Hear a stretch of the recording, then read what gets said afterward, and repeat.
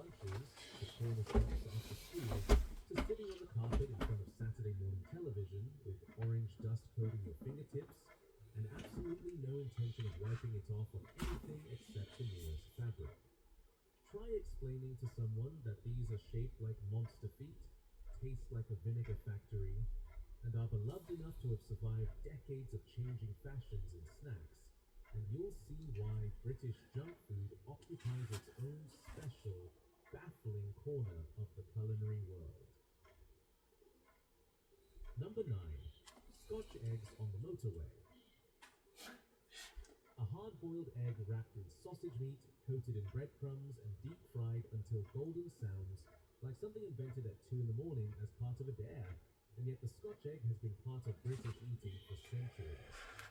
You'll find them in service stations, picnic hampers, supermarket fridges, and pub counters, sometimes looking a little tired under fluorescent lights, sometimes lovingly made with soft yolks and seasoned meat that shatters delicately with each bite. Foreigners often struggle most with the concept of buying one from a petrol station and biting into it cold, somewhere on the side of a dual carriageway, crumbs falling onto your lap as traffic thunders past.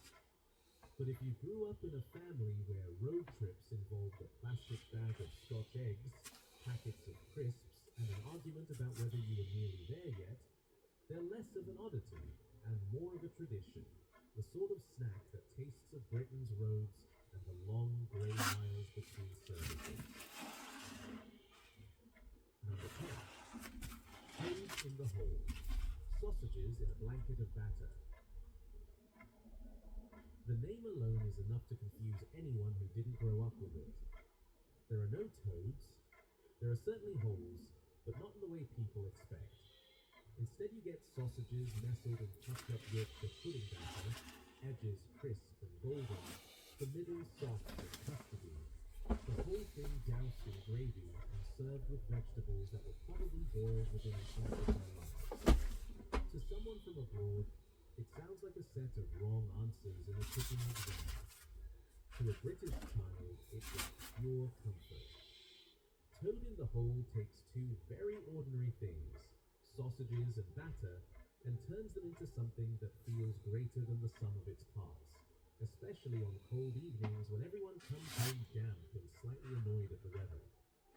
Try telling an outsider that this is a perfectly acceptable main course, and they'll look puzzled. But if you ever watch the batter rise around the sausages through a slightly greasy oven door, knowing you'd be fighting your siblings for the crispiest corner, it probably feels less like a strange dish and more like a piece of early childhood architecture. Number 11. Black pudding and the quiet bravery of breakfast. Few foods divide opinion quite like black pudding, especially once people discover what's in it. Pork blood, fats, oats, and seasoning doesn't sound like a recipe so much as a dare, and yet black pudding is a proud part of many full-cooked breakfasts, particularly in the north. Sliced and fried, it develops a crisp exterior while the inside stays soft, rich, and deeply savory, with a minerally flavor that can be genuinely delicious if you manage to get past the idea of what you're eating.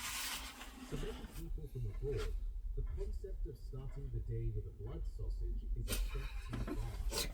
For those who grew up with it, though, black pudding is less a horror story